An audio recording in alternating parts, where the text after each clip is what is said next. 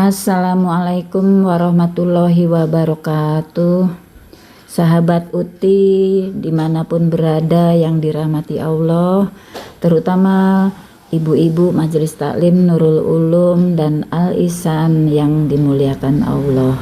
Alhamdulillah, kita jumpa lagi dalam surat Al-Maidah, yaitu surat kelima.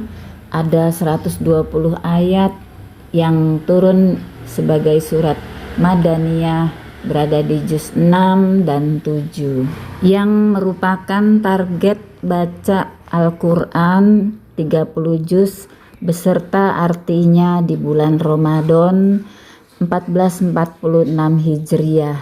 Sahabat Uti yang dimuliakan Allah, kali ini Uti akan membacakan ayat 1 dan 2 beserta arti atau terjemahnya. Kemudian dilanjutkan halaman berikutnya, namun hanya terjemahnya saja. Berikut asbabun nuzul dan footnote serta thesaurus jika ada.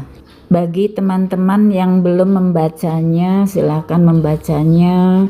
Namun bagi yang sudah, mari disilakan mengikuti bacaan Uti, yaitu terjemahnya. Mudah-mudahan akan mendapatkan petunjuk bagi kita semua dengan membaca arti dan atau terjemahnya ini, sehingga kita akan menambah iman dan takwa kita untuk semakin patuh kepada Allah Subhanahu wa Ta'ala. Amin ya Allah ya Rabb.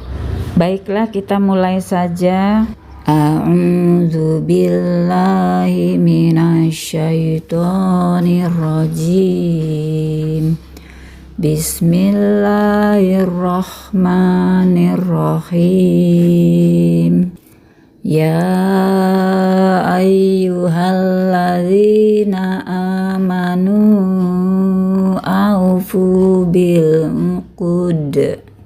Uhillat lakum bahimatul an'ami illa ma yutla alaikum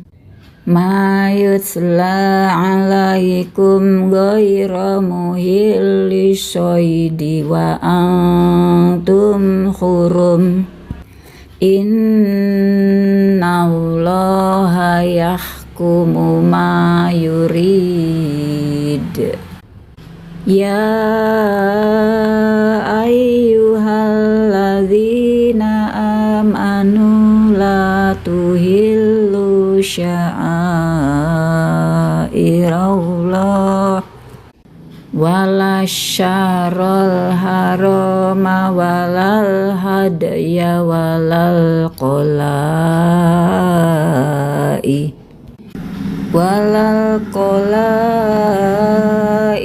wala minal baital haram yabtaguna fadlam mirabbihim waridwana wa idza halaltum fastadu wala yajrimannakum syana'anu qaumin an saddukum anil masjidil harami an ta'tadu wa ta'awanu 'alal birri wat taqwa wala ta'awanu 'alal ismi wal udwani wattaqullah innallaha syadidul 'iqab. Shadaqallahul azim. Arti dari surat Al-Maidah ayat 1 dan 2 halaman 106. Aku berlindung kepada Allah dari godaan syaitan yang terkutuk dengan nama Allah yang Maha Pengasih, Maha Penyayang. Tentang janji prasetia kepada Allah dan penyempurnaan agama Allah. Ayat 1, Wahai orang-orang yang beriman, penuhilah janji-janji. Hewan ternak dihalalkan bagimu, kecuali yang akan disebutkan kepadamu dengan tidak menghalalkan berburu ketika kamu sedang berihram, yaitu haji atau umroh. Sesungguhnya Allah menetapkan hukum sesuai dengan yang Dia kehendaki. Ayat 2, wahai orang-orang yang beriman, janganlah kamu melanggar syiar-syiar kesucian Allah dan jangan melanggar kehormatan bulan-bulan haram dan mengganggu hadyu, yaitu hewan-hewan kurban, dan qolaid, yaitu hewan-hewan kurban yang diberi tanda, dan jangan pula mengganggu orang-orang yang mengunjungi Baitul Haram. Mereka mencari karunia dan keridoan Tuhannya. Tetapi apabila kamu telah menyelesaikan ihram, maka bolehlah kamu berburu. Jangan sampai kebencianmu kepada suatu kaum karena mereka menghalang-halangimu dari Masjidil Haram, mendorongmu berbuat melampaui batas kepada mereka. Dan tolong-menolonglah kamu dalam mengerjakan kebajikan dan takwa, dan jangan tolong-menolong dalam berbuat dosa dan permusuhan. Bertakwalah kepada Allah, sungguh Allah sangat berat azabnya. Footnote 263. Janji di sini adalah janji setia hamba kepada Allah dan perjanjian yang dibuat oleh manusia dalam pergaulan sesamanya. 264.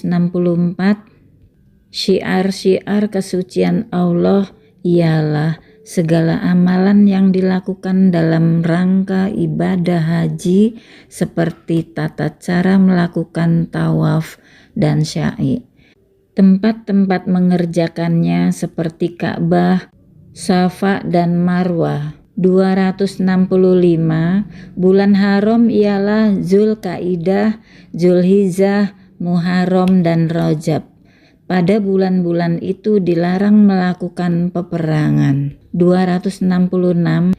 Hadyu ialah hewan yang disembelih sebagai pengganti atau dam, pekerjaan wajib yang ditinggalkan, atau sebagai denda karena melanggar hal-hal yang terlarang mengerjakannya di dalam ibadah haji. 267.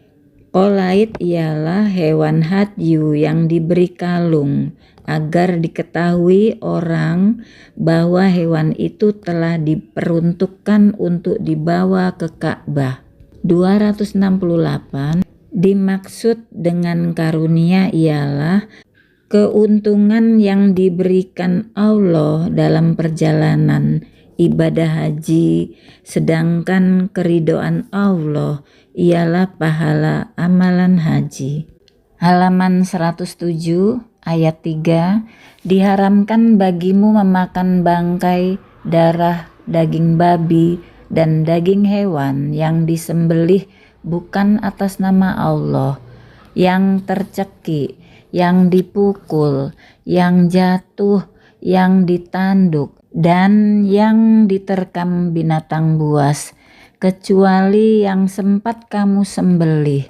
Dan diharamkan pula yang disembelih untuk berhala, dan diharamkan pula mengundi nasib dengan azlam, yaitu anak panah, karena itu suatu perbuatan fasik. Pada hari ini orang-orang kafir telah putus asa untuk mengalahkan agamamu. Sebab itu janganlah kamu takut kepada mereka, tetapi takutlah kepadaku. Pada hari ini telah aku sempurnakan agamamu untukmu, dan telah aku cukupkan nikmatku bagimu, dan telah aku ridhoi Islam sebagai agamamu. Tetapi barang siapa terpaksa karena lapar, bukan karena ingin berbuat dosa, maka sungguh Allah Maha Pengampun, Maha Penyayang. Ayat keempat, mereka bertanya kepadamu Muhammad, apakah yang dihalalkan bagi mereka? Katakanlah, yang dihalalkan bagimu adalah makanan yang baik-baik dan buruan yang ditangkap oleh binatang pemburu yang telah kamu latih untuk berburu, yang kamu latih menurut apa yang telah diajarkan Allah kepadamu. Maka makanlah apa yang telah ditangkapnya untukmu, dan sebutlah nama Allah waktu melepasnya, dan bertakwalah kepada Allah, sungguh Allah sangat cepat perhitungannya. Ayat 5, pada hari ini dihalalkan bagimu segala yang baik-baik. Makanan sembelihan ahli kitab itu halal bagimu, dan makananmu halal bagi mereka. Dan dihalalkan bagimu menikahi perempuan-perempuan yang menjaga kehormatan di antara perempuan-perempuan yang beriman, dan perempuan-perempuan yang menjaga kehormatan di antara orang-orang yang diberi kitab sebelum kamu.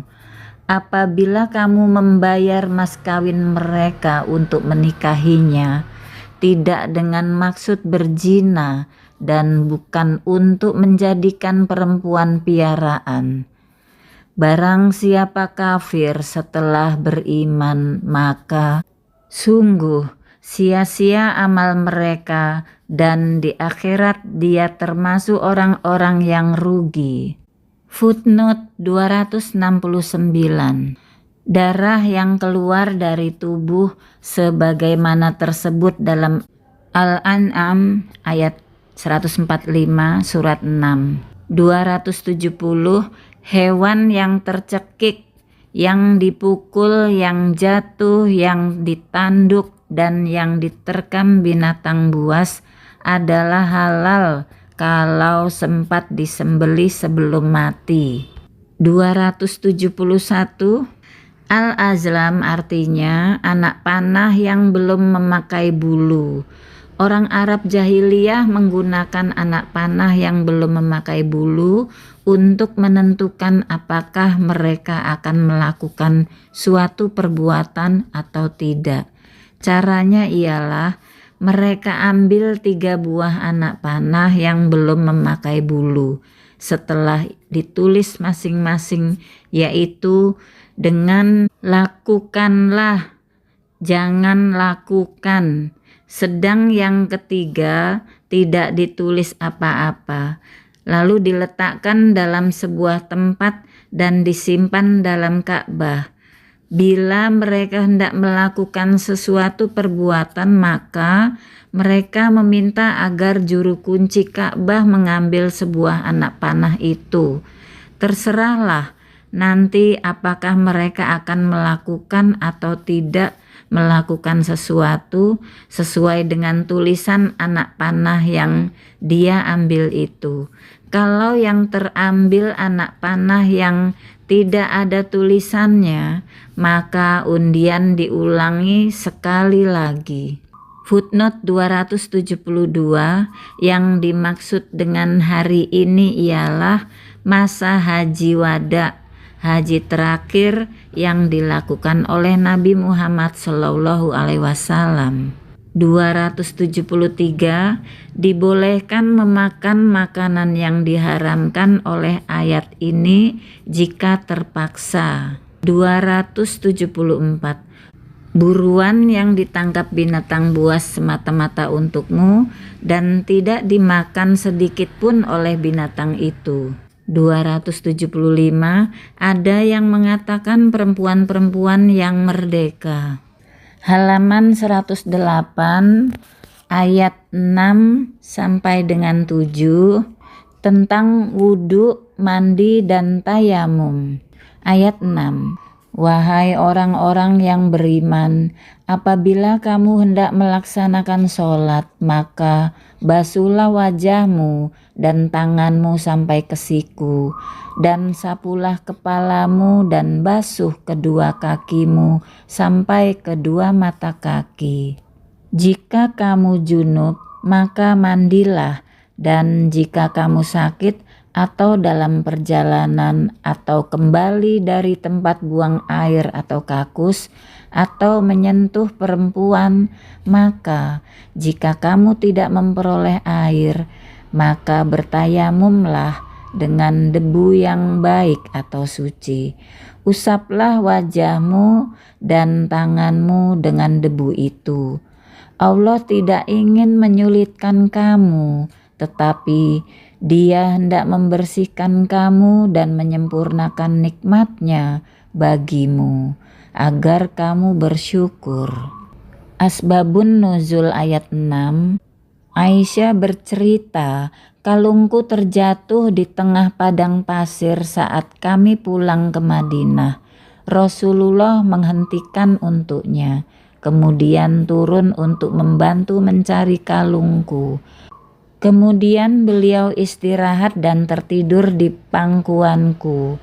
Abu Bakar datang menamparku seraya berkata, "Kamu telah menelantarkan orang-orang yang hanya karena kalungmu." Tak lama kemudian waktu sholat subuh pun tiba. Rasul terbangun dan berusaha mencari air untuk berwudu. Namun beliau tidak menemukan air. Kemudian Allah menurunkan ayat ini. Hadis riwayat Al-Bukhari.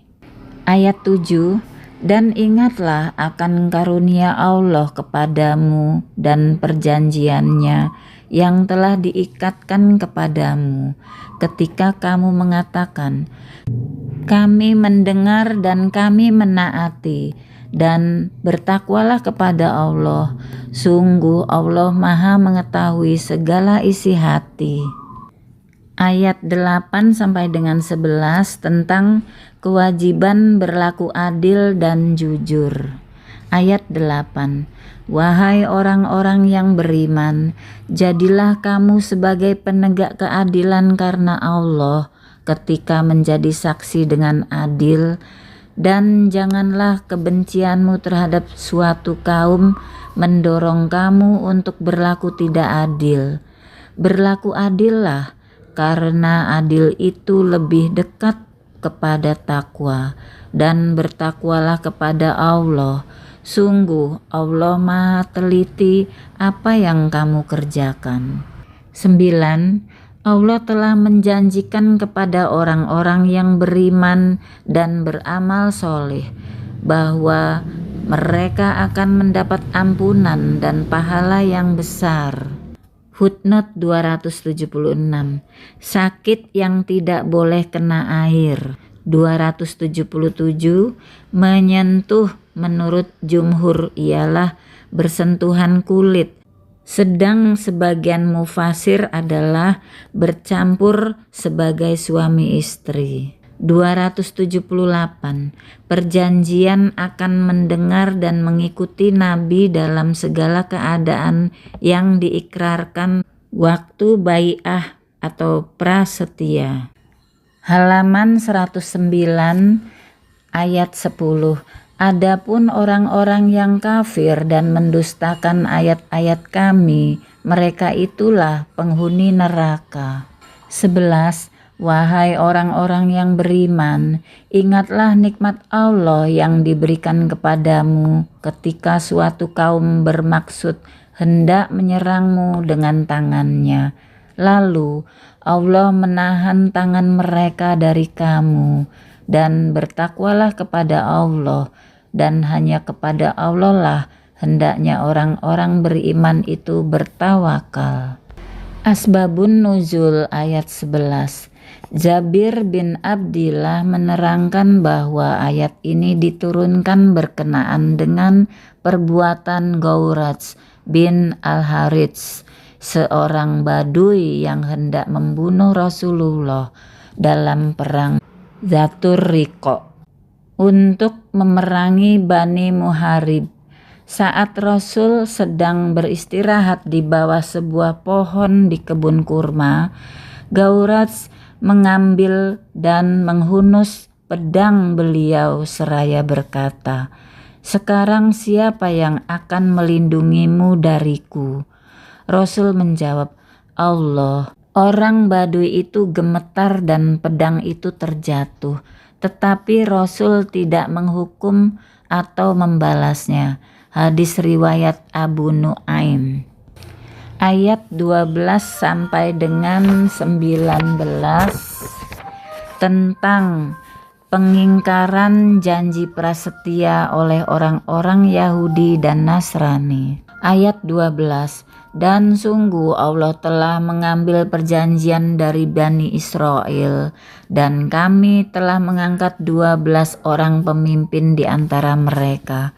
Dan Allah berfirman, Aku bersamamu, sungguh jika kamu melaksanakan sholat dan menunaikan zakat, serta beriman kepada Rasul-Rasulku, dan kamu bantu mereka, dan kamu pinjamkan kepada Allah pinjaman yang baik, pasti akan aku hapus kesalahan-kesalahanmu, dan pasti akan aku masukkan ke dalam surga yang mengalir di bawahnya sungai-sungai.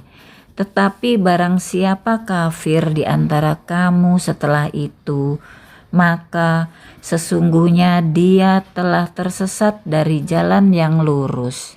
13.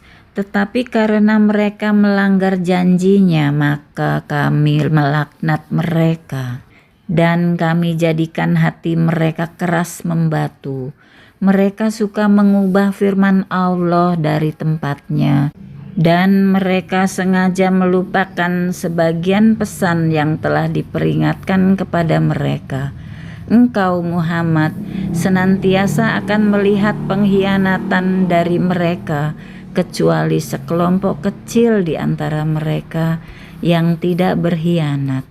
Maka maafkanlah mereka dan biarkan mereka. Sungguh Allah menyukai orang-orang yang berbuat baik. Footnote 279, menginfakkan harta untuk menunaikan kewajiban dengan hati yang ikhlas. 280, mengubah arti kata-kata, tempat atau menambah dan mengurangi. Halaman 110 ayat 14. Dan di antara orang-orang yang mengatakan, kami ini orang Nasrani, kami telah mengambil perjanjian mereka, tetapi mereka sengaja melupakan sebagian pesan yang telah diperingatkan kepada mereka.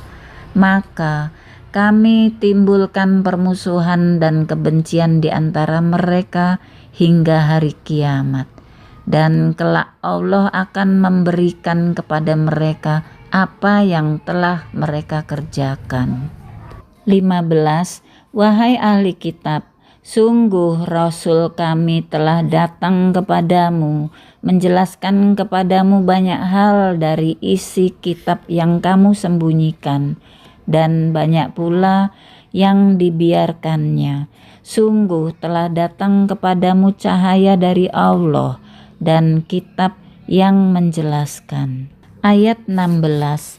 Dengan kitab itulah Allah memberi petunjuk kepada orang yang mengikuti keridhoannya ke jalan keselamatan. Dan dengan kitab itu pula Allah mengeluarkan orang itu dari gelap gulita kepada cahaya dengan izinnya dan menunjukkan ke jalan yang lurus. Ayat 17.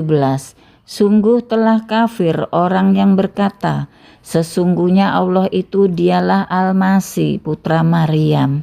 Katakanlah Muhammad, siapakah yang dapat menghalang-halangi kehendak Allah jika dia hendak membinasakan Al-Masih putra Maryam beserta ibunya dan seluruh manusia yang berada di bumi? Dan milik Allah lah kerajaan langit dan bumi dan apa yang ada di antara keduanya.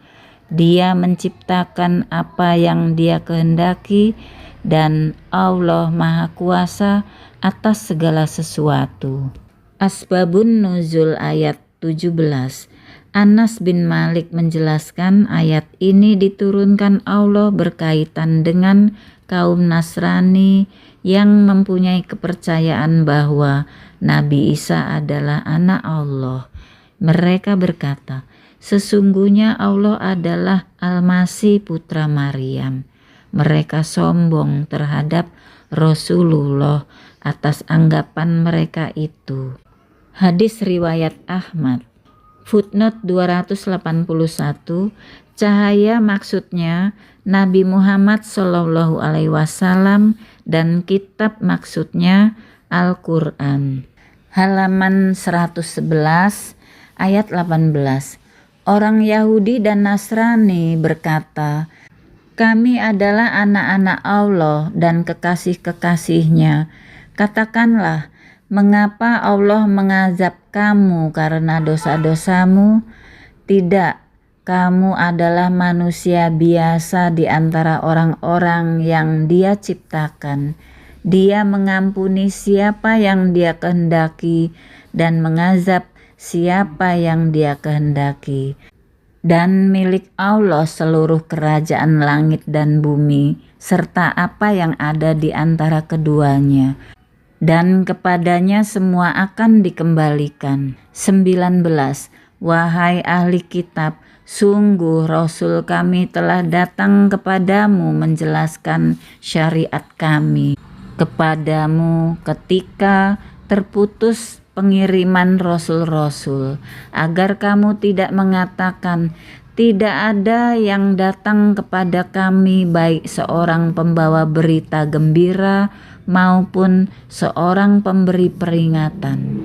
Sungguh telah datang kepadamu pembawa berita gembira dan pemberi peringatan, dan Allah Maha Kuasa atas segala sesuatu. Ayat 20 sampai dengan 26 tentang keengganan bangsa Yahudi menaati perintah Nabi Musa alaihissalam memasuki Palestina dan akibatnya. Ayat 20. Dan ingatlah ketika Musa berkata kepada kaumnya, wahai kaumku, ingatlah akan nikmat Allah kepadamu ketika Dia mengangkat nabi-nabi di antaramu dan menjadikan kamu sebagai orang-orang merdeka dan memberikan kepada kamu apa yang belum pernah diberikan kepada seorang pun di antara umat yang lain. 21. Wahai kaumku, masuklah ke tanah suci Palestina yang telah ditentukan Allah bagimu, dan janganlah kamu berbalik ke belakang karena takut kepada musuh. Nanti kamu menjadi orang yang rugi. 22. Mereka berkata, wahai Musa, sesungguhnya di dalam negeri itu ada orang-orang yang sangat kuat dan kejam. Kami tidak akan memasukinya sebelum mereka keluar darinya. Jika mereka keluar dari sana, niscaya kami akan masuk. 23. Berkatalah dua orang laki-laki di antara mereka yang bertakwa, yang telah diberi nikmat oleh Allah. Serbulah mereka melalui pintu gerbang negeri itu. Jika kamu memasukinya, niscaya kamu akan menang. Dan bertakwalah kamu hanya kepada Allah, jika kamu benar-benar orang yang beriman. Footnote 282. Tanah Palestina itu ditentukan Allah bagi kaum Yahudi selama mereka beriman dan taat kepada Allah. Halaman 112 ayat 24.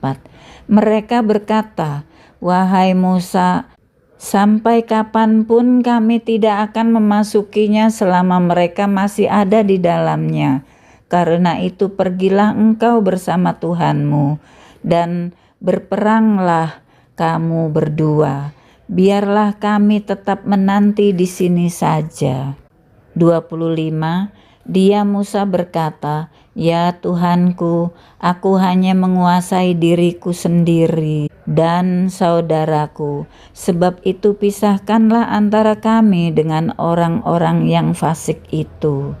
Ayat 26, Allah berfirman, "Jika demikian maka negeri itu terlarang buat mereka selama 40 tahun. Selama itu mereka akan mengembara kebingungan di bumi, maka janganlah engkau Musa bersedih hati memikirkan nasib orang-orang yang fasik itu." Ayat 27 sampai dengan 32 tentang kisah pembunuhan pertama dan besarnya malapetaka akibat pembunuhan. Ayat 27, "Dan ceritakanlah Muhammad yang sebenarnya kepada mereka tentang kisah kedua putra Adam. Ketika keduanya mempersembahkan kurban, maka kurban salah seorang dari mereka berdua, Habil, diterima, dan dari yang lain yaitu Qabil tidak diterima. Dia, Qabil, berkata, 'Sungguh aku pasti membunuhmu.' Dia, Habil, berkata, 'Sesungguhnya Allah hanya menerima amal dari orang yang bertakwa.'" Ayat 28, "Sungguh jika engkau, Qabil, menggerakkan tanganmu kepadaku untuk membunuhku, aku tidak akan menggerakkan tanganku kepadamu untuk membunuhmu. Aku takut kepada Allah, Tuhan seluruh alam." Ayat 29, "Sesungguhnya aku ingin agar engkau kembali dengan membawa dosa membunuhku dan dosamu sendiri, maka engkau akan menjadi penghuni neraka, dan itulah balasan bagi orang yang zalim." 30, "Maka nafsu Qabil mendorongnya untuk membunuh saudaranya. Kemudian dia pun benar-benar membunuhnya. Maka jadilah dia termasuk orang yang rugi." 31, "Kemudian Allah mengutus seekor burung gagak menggali tanah untuk diperlihatkan kepada Qabil bagaimana dia seharusnya menguburkan mayat saudaranya. Qabil berkata, 'Oh celaka aku, mengapa aku tidak mampu berbuat seperti burung gagak ini, sehingga aku dapat menguburkan mayat saudaraku ini?' Maka jadilah dia termasuk orang yang menyesal." Footnote 283, para mufasir mengatakan namanya Qabil dan Habil. Halaman 113, ayat 32. "Oleh karena itu kami tetapkan suatu hukum bagi Bani Israel, bahwa barang siapa membunuh seseorang bukan karena orang itu membunuh orang lain, atau bukan karena berbuat kerusakan di bumi, maka seakan-akan dia telah membunuh semua manusia. Barang siapa memelihara kehidupan seorang manusia, maka seakan-akan dia telah memelihara kehidupan semua manusia. Sesungguhnya Rasul kami telah datang kepada mereka untuk membawa keterangan-keterangan yang jelas. Tetapi kemudian banyak di antara mereka setelah itu melampaui batas di bumi." Ayat 33 sampai dengan 40 tentang hukuman terhadap perusuh dan pengacau keamanan. Ayat 33, "Hukuman bagi orang-orang yang memerangi Allah dan Rasul-Nya dan membuat kerusakan di bumi hanyalah dibunuh atau disalib, atau dipotong tangan dan kaki mereka secara silang, atau diasingkan dari tempat kediamannya. Yang demikian itu kehinaan bagi mereka di dunia, dan di akhirat mereka mendapat azab yang besar." 34, kecuali orang-orang yang bertobat sebelum kamu dapat menguasai mereka. Maka ketahuilah bahwa Allah Maha Pengampun, Maha Penyayang. Asbabun Nuzul ayat 33 dan 34. Anas bin Malik menerangkan, suatu ketika orang-orang dari Bani Urainah datang ke Madinah. Rasulullah mengirim unta-unta zakat dan penggembalanya kepada mereka agar dipelihara dengan baik, agar air susunya dapat diminum. Beberapa saat kemudian mereka murtad. Pengembala unta itu dibunuh dan unta-untanya dirampas. Lalu Rasul mengirim utusan untuk menangkap dan menghukum mereka. Maka turunlah kedua ayat ini. Hadis riwayat Abu Dawud dan Tirmizi. Ayat 35, wahai orang-orang yang beriman, bertakwalah kepada Allah dan carilah wasilah jalan untuk mendekatkan diri kepadanya, dan berjuanglah di jalannya, agar kamu beruntung. Ayat 36, sesungguhnya orang-orang yang kafir, seandainya mereka memiliki segala apa yang ada di bumi dan ditambah dengan sebanyak itu lagi untuk menebus diri mereka dari azab pada hari kiamat, niscaya semua tebusan itu tidak akan diterima dari mereka. Mereka tetap mendapat azab yang pedih.